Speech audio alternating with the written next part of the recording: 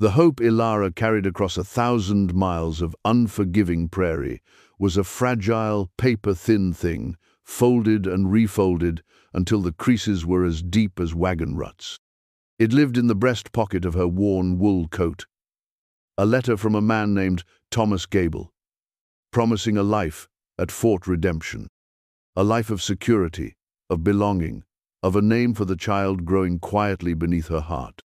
But as the freight wagon crested the final ridge and the fort materialized from the dun-colored landscape, the hope felt less like a promise and more like a prayer whispered into a gathering wind. The fort was not a bastion of civilization, but a raw scar on the land, a collection of rough-hewn timber buildings huddled together against the vast, indifferent sky. She paid the driver the last of her coins and slid down from the wagon, her legs unsteady. Dust, smelling of grit and animal sweat, immediately coated her tongue. Men in faded blue uniforms stopped their work to watch her, their gazes ranging from idle curiosity to a more pointed, assessing kind of interest that made her pull her shawl tighter. She held her head high, a trick her mother had taught her, a way to build a fortress around a trembling heart. She clutched her small valise in one hand and sought out the face that was supposed to be her future. She found him near the sutler's store, leaning against a post with 2 other soldiers. He was taller than she had imagined from his letters, his shoulders broader, but the face was the same as the tintype he had sent. A wave of relief, so potent it nearly buckled her knees, washed over her. He had not seen her yet. She took a deep breath, smoothed the front of her dress over the gentle swell of her belly, and walked towards him. The child chose that moment to kick. A small, insistent flutter. A secret affirmation.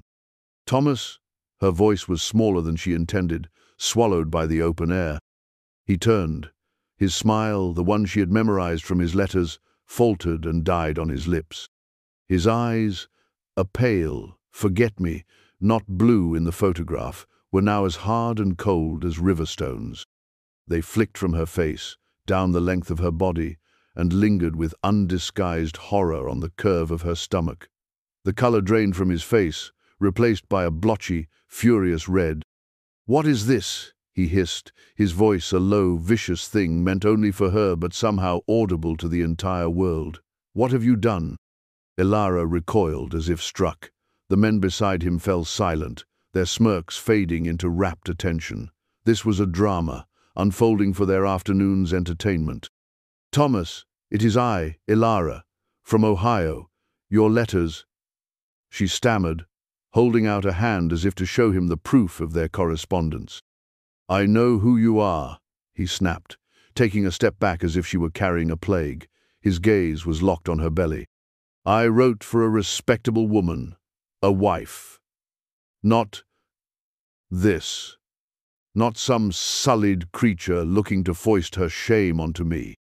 The cruelty of the words was a physical blow.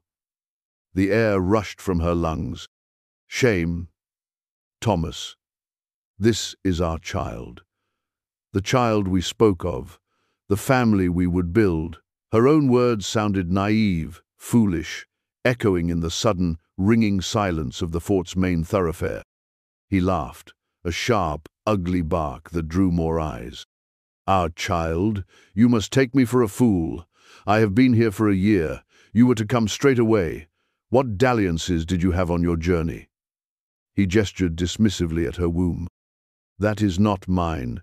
You will not ruin me here. I have a reputation. You are nothing to me." He turned his back on her, a final, brutal act of severance.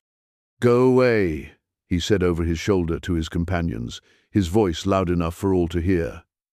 "I have never seen this woman before in my life." The fortress she had built around her heart crumbled into dust. The stares of the onlookers were no longer curious. They were judgmental, condemning.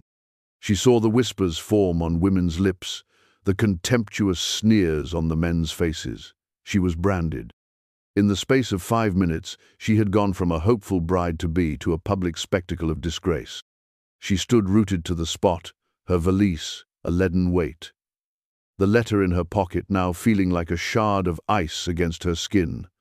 The fort, which had promised redemption, had delivered only damnation.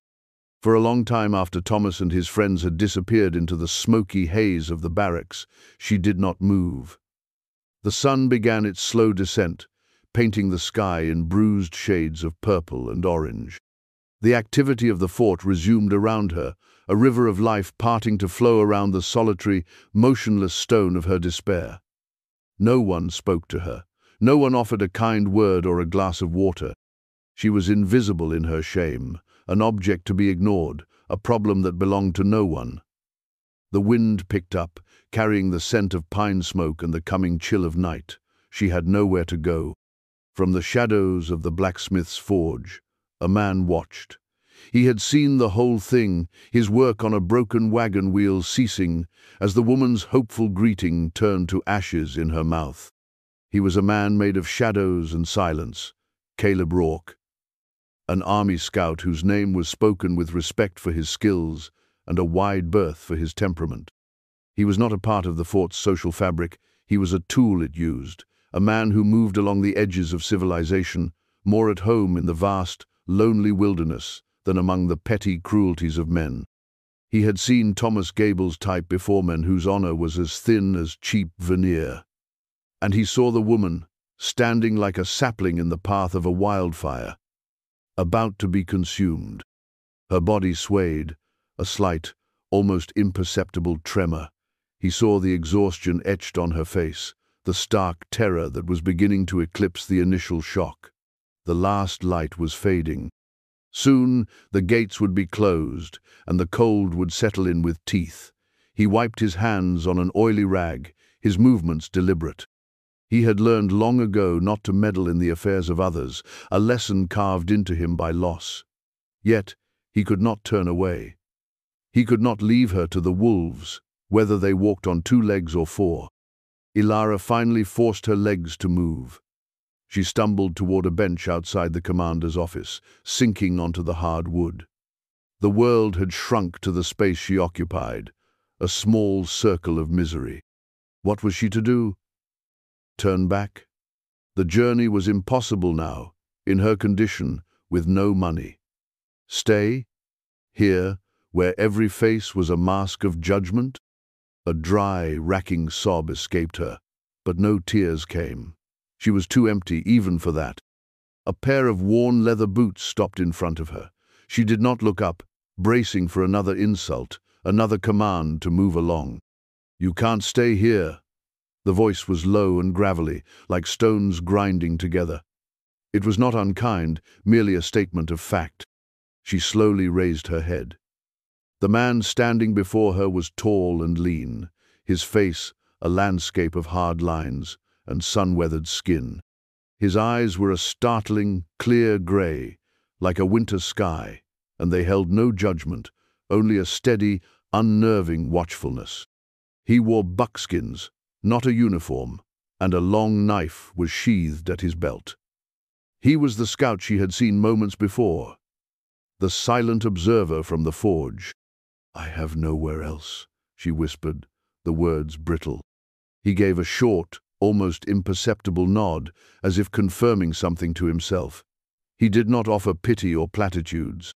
He simply jerked his head towards the edge of the fort, where a small, isolated cabin stood nestled against the palisade wall, a thin curl of smoke rising from its stone chimney. "Got a spare room? It's warm." Ilara stared at him, her mind struggling to process the offer. A stranger. A rough-looking man who lived on the fringes. Every warning she had ever received screamed at her to refuse, to run.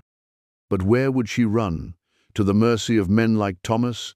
To a slow death from cold and starvation on the prairie? She looked into the scout's gray eyes again.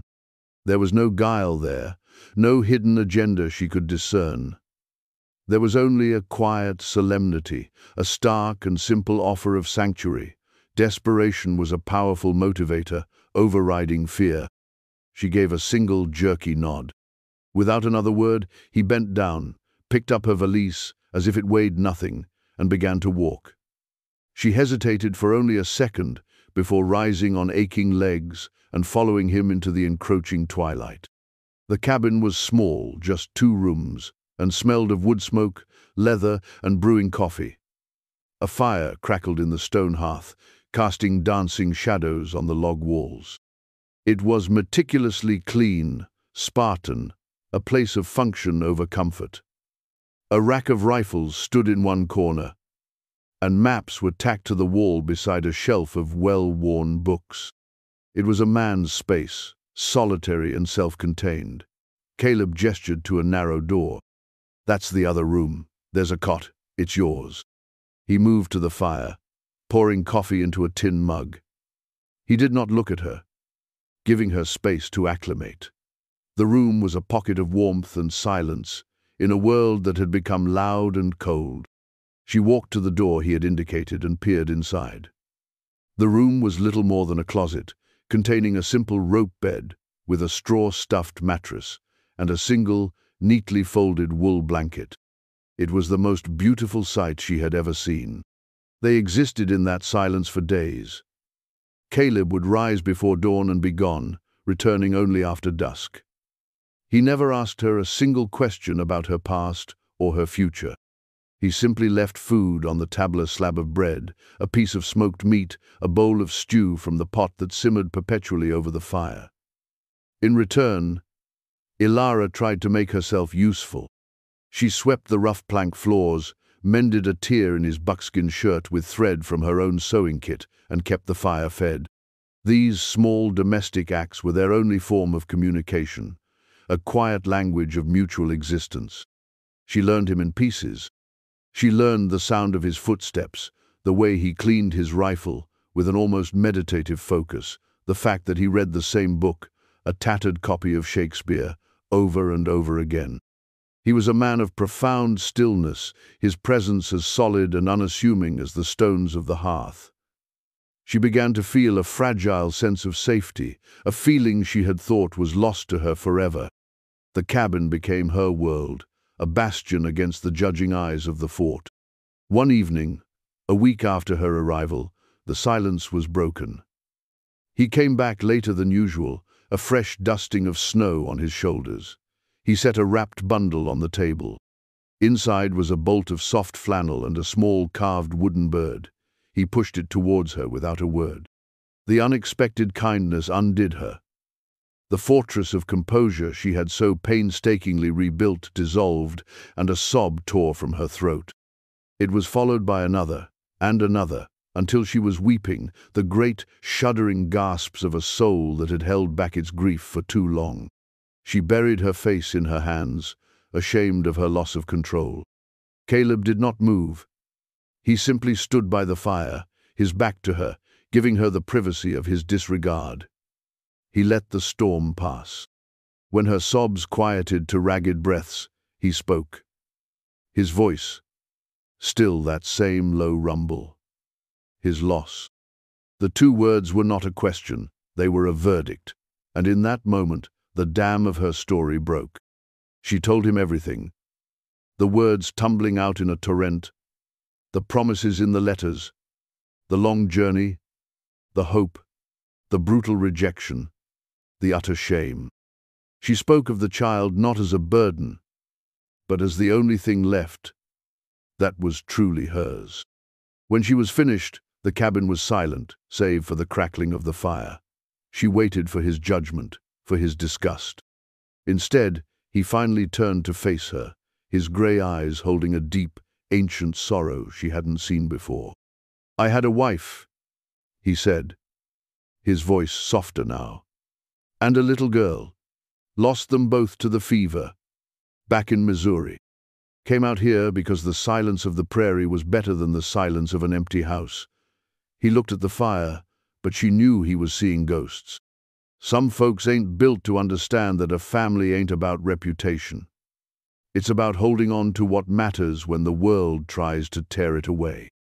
In that shared moment of revealed wounds, something shifted between them. The space was no longer just a shared shelter, it was a place of mutual understanding. The quiet pact of survival was beginning to feel like the fragile roots of trust. A routine settled over them, as quiet and steady as the winter snows that began to blanket the land. Ilara's belly grew more pronounced, and the flannel Caleb had given her became a set of small gowns and blankets. The wooden bird sat on the mantelpiece, a silent guardian. The unspoken commitment between them deepened. They were two solitary islands that had, by some strange tidal pull, drifted together to form a new shore. But the world outside the cabin had not forgotten them. Their arrangement was a source of endless, prurient speculation within the fort. Ilara felt the stares whenever she had to venture to the sutler's store for thread or flour. The whispers followed her like wasps, and Thomas Gable, seeing her still within the fort's walls, felt his own precarious standing threatened. His cruelty festered into a venomous obsession. He chose his moment one afternoon when he saw Caleb ride out with a scouting party. With two of his cronies for courage, he came to the cabin. Ilara was outside, hanging the small flannel gowns on a line to dry in the weak winter sun. When they cornered her against the log wall, "I thought I told you to be gone." Thomas snarled, his face contorted with malice. "What is this? Shacked up with that half-wild savage now? Does he know he's raising another man's bastard?" Ilara's heart hammered against her ribs, but the terror was mixed with a new, cold anger. She would not let him see her fear. "What I do is no longer any concern of yours," she said, her voice steady. "It becomes my concern when your filth touches my name," one of his friends jeered. He reached out as if to grab one of the tiny gowns from the line. "Leave it be." The voice was not Caleb's, it was another scout, a friend of his named Silas, who had been returning to his own quarters. But before anyone could react, another sound cut through the air, the unmistakable thud of a horse's hooves, stopping short. Caleb was there. He had forgotten a map and had turned back. He dismounted in one fluid motion, his face a mask of cold fury. He didn't say a word to Thomas. He simply walked until he was standing between them and Ilara, a human shield. His presence was so menacing, so utterly dangerous, that Thomas and his friends instinctively took a step back. "She is with me," Caleb said, his voice quiet, but carrying the finality of a closing gate. "Her well-being is my concern. If you, or any man, comes near her again, you will answer to me. Am I understood?" He looked directly at Thomas, and in his grey eyes, Thomas saw a promise of violence so swift and absolute that he paled. He sputtered a moment, then nodded mutely, grabbing his friends and retreating in a graceless hurry. Caleb turned to Ilara. His gaze softened as he looked at her, then at the tiny gowns fluttering on the line. He gently touched one of them with a calloused finger. In that moment, his public declaration hung in the air between them, a shield he had raised not just against Thomas, but against the entire world. He had claimed her, and in his claim, she felt not possession, but protection. The winter deepened, locking the fort in a grip of ice and snow.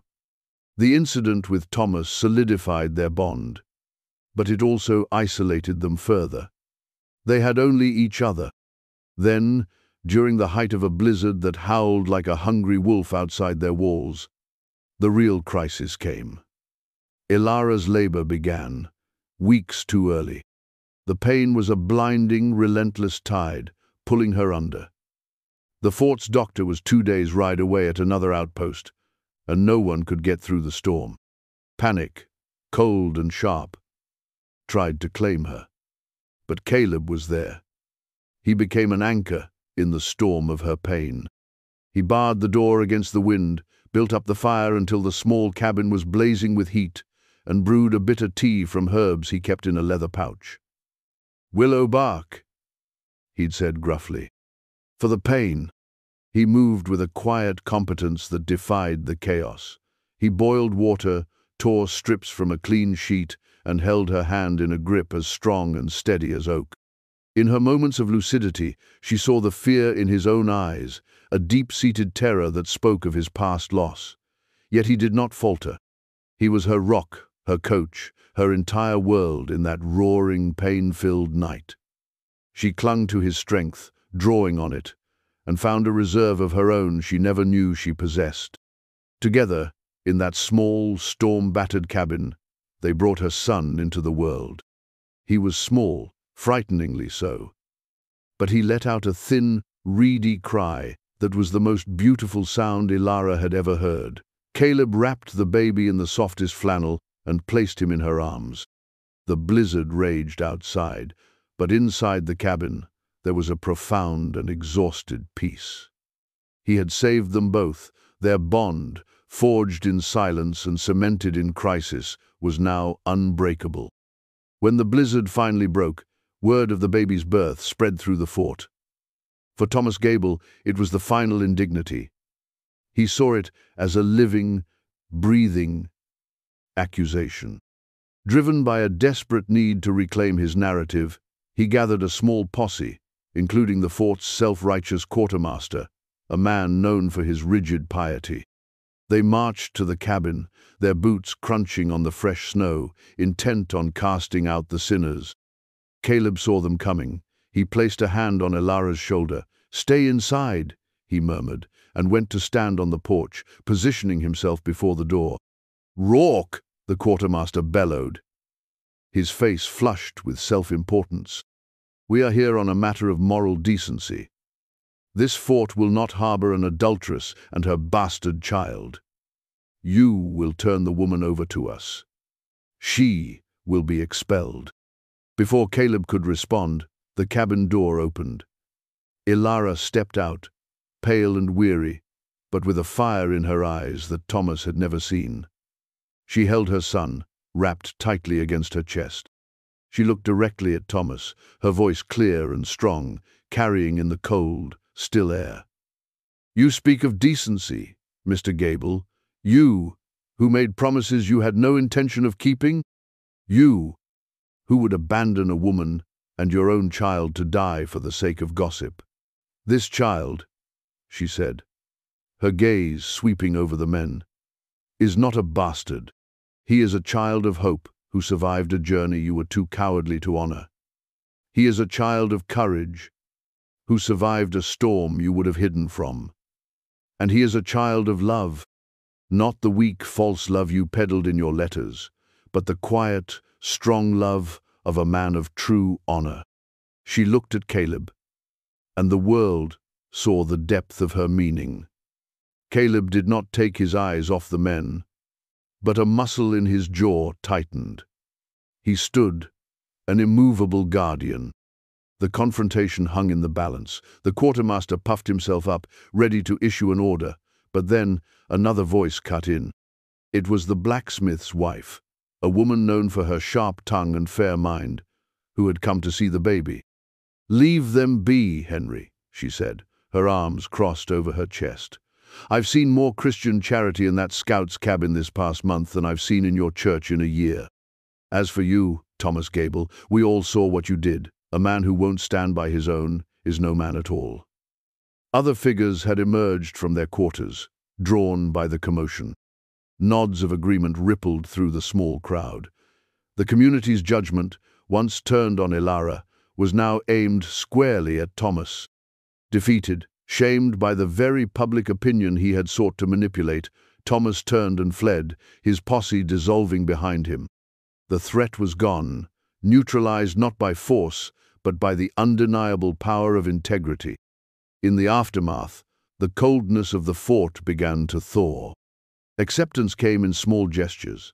A gift of fresh milk from the blacksmith's wife, a nod of respect from soldiers who passed Caleb, an invitation for Ilara to sit with the other women while they sewed. They had weathered the storm, both inside and out. The cabin was no longer a temporary refuge, it was home. One evening, as Ilara sat in a rocking chair Caleb had made, humming to the sleeping baby in her arms, he came to stand beside her. He looked down at the child, whose tiny hand was curled around Ilara's finger. "He needs a name," Caleb said softly. "I was thinking of Nathaniel," she replied, looking up at him. "It means gift of God." She hesitated, then added, "And for a middle name, Caleb." He looked at her, his stern face softening in the firelight. For the first time, she saw the hint of a true smile touch his lips. He reached out and gently stroked the baby's head, his calloused, capable hand covering the child's entire scalp. It was a gesture of ownership, of fatherhood, of profound and quiet love. The cabin was filled with a warmth that had nothing to do with the fire roaring in the hearth. It was the warmth of a family, born not of blood or law, but forged in the crucible of hardship and cemented by the unwavering resilience of the human heart. Here, at the edge of the world, in a place that had promised only rejection, Ilara had found her true redemption. She had found her home.